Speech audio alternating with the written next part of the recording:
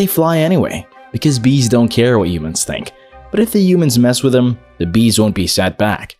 Barry B. Benson is a young bee living his life happily in a natural hive. Today's his big day. He's finally going to graduate. After dressing up, he waves goodbye to his parents and meets up with his best friend, Adam Flayman. On their way to the ceremony, they recall how they spent their student life.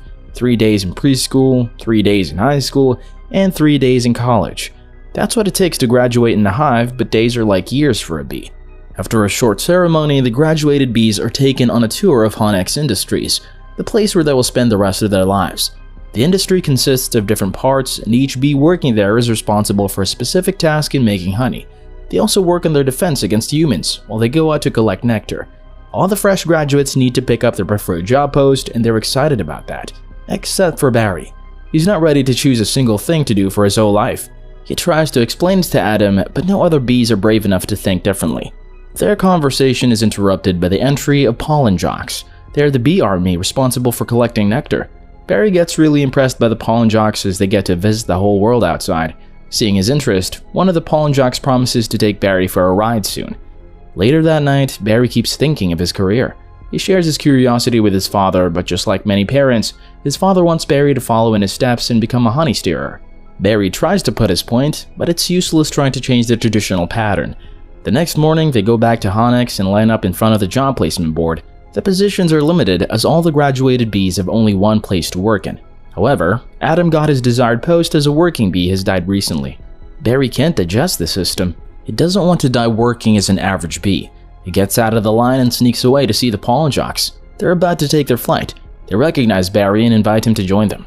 He must be careful and follow the ultimate bee law. No talking to humans. As they fly out of the hive, Barry sees the sky for the first time in his life. They fly through the kites, under the bridge, and right to the flower fields. The pollen jocks collect the nectar and perform the pollination while Barry is seeing all this with amusement.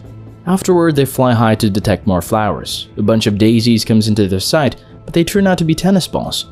Being new, Barry doesn't realize the danger and accidentally gets stuck on a ball. The young girl picks up the ball and starts playing.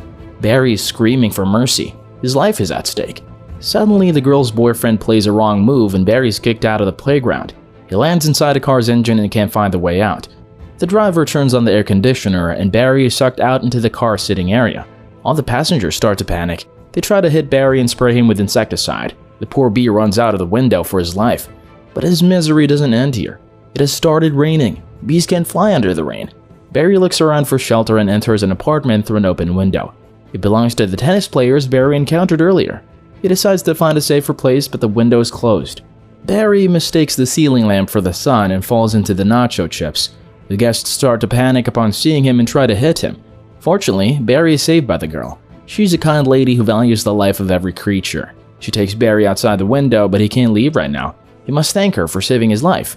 He gets back in the house and flies to the kitchen. He gathers up courage and starts speaking. The girl can't believe her ears. She's talking to a bee. Though it was a strange meeting, the girl is kind enough to offer a cup of tea. They sit down near the balcony and get to know each other. The girl's name is Vanessa Bloom. She's also struggling with her career life like Barry. She wants to become a florist, but her parents don't agree to that. Having common thoughts helps them get along well. The night is setting in, and Barry has to go back to the hive, but he will not be able to get Vanessa out of his mind.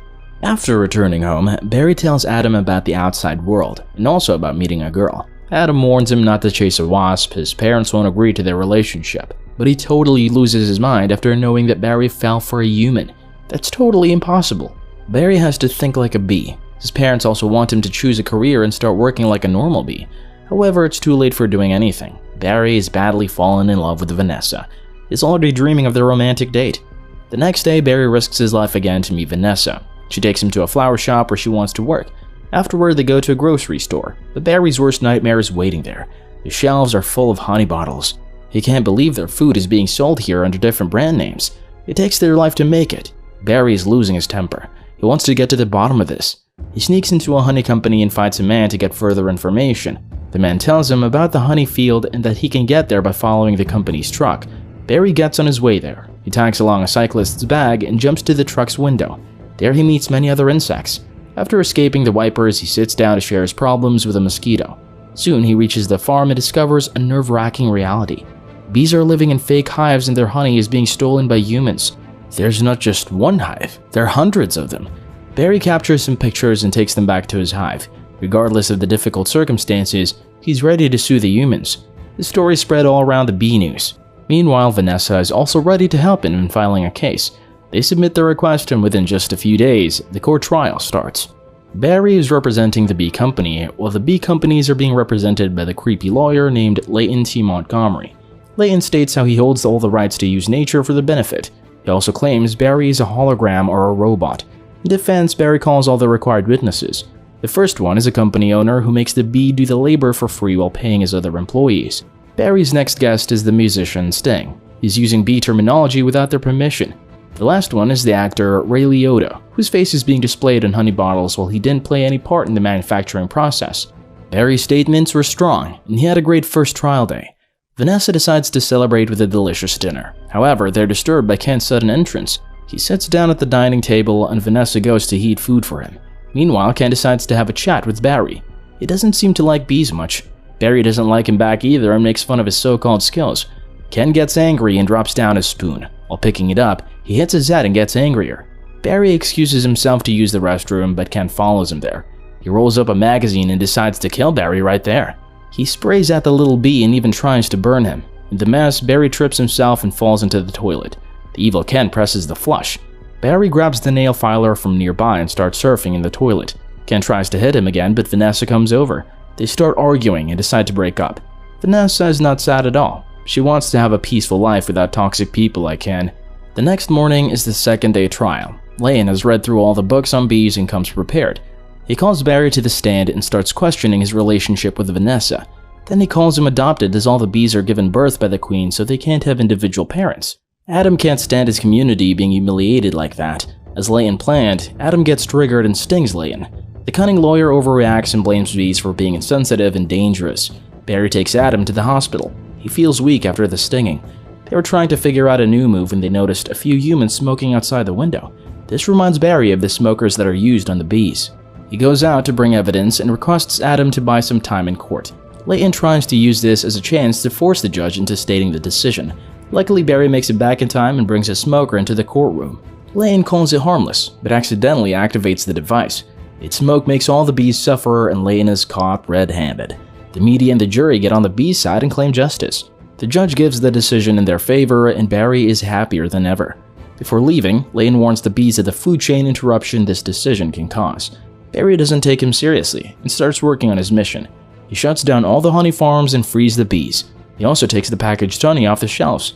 All the beauty products containing honey are banned too. Humans can't even use honey as a sweetener. All the honey is collected in a huge tank and supplied to the hives. The bees run out of storage tanks. They just got so much honey that they don't need to make any more. And for the first time in history, honey production is shut down. All the bees leave their work and go home to rest. The pollen jocks are called back too. Without pollination, the flowers start to vanish. Vanessa's floral business also shuts down due to a lack of flowers. Meanwhile, Barry is unaware of what he has done. But Adam has realized the mistake. The bees have nothing left to do. They have more honey than they need. He always dreamed of being a part of honey production, but it's shut down now. Barry goes out to talk to Vanessa. She takes him to the balcony where all the plants are dying. These aren't all of it. All the fields and forests have withered down too. Not only the flowers, but the fruits also can't grow without pollination either. It's all Barry's fault, and also Vanessa's. They didn't think through their decisions enough.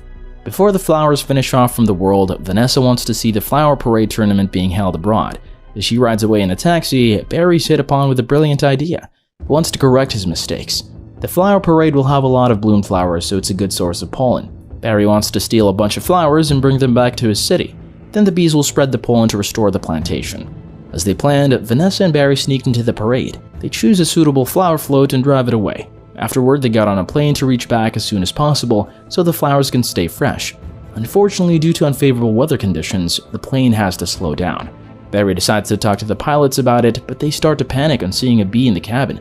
In this chaos, the emergency button gets pressed and releases the airbags. Both of the pilots fall unconscious. There's no one to control the plane. Vanessa connects to the control room and they ask if there's anyone with flying experience, and Barry presents himself.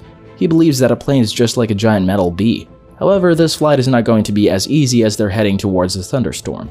The news is all over the human and bees news channels. Everyone is looking forward to the landing. The control room doesn't trust bees and believes that they don't even deserve to fly with their unproportional bodies. This statement makes Barry angry. He says that bees are a major part of society. Each bee may be doing a small job, but these small efforts make a huge difference. His touching speech has motivated all the bees and they're coming over to help. They need to hurry, as the plane's autopilot system has stopped working too. Don't worry, the pollen jocks are coming to the rescue. They spread under the plane and hold it up. Barry trusts his family and turns off the engine. He guides Vanessa so she can land the plane in place. The rest of the bees gathered at the airport to make a flower sign at the landing spot. All the media is covering this historical moment of a plane flying like an insect and landing safely. This is not the end. The flowers Barry brought are the last hope to fix the ecosystem. It's time for the bees to do the bees' job. Barry is also given a pollen jock uniform and he's up to his work of collecting pollen. Afterward, they head to the city and sprinkle pollen on every plant in sight. They fly around the fields and everything starts to bloom again, and the honey production too. A few days have passed since then. Barry has joined the business with Vanessa. Now they sell flowers and honey together. Besides that, Barry also works as a legal advisor for the animals in need, and of course, above all that, he's a pollen jock doing what a bee does. Subscribe for more videos like this, turn on the notification, and leave a like and comment. Thank you.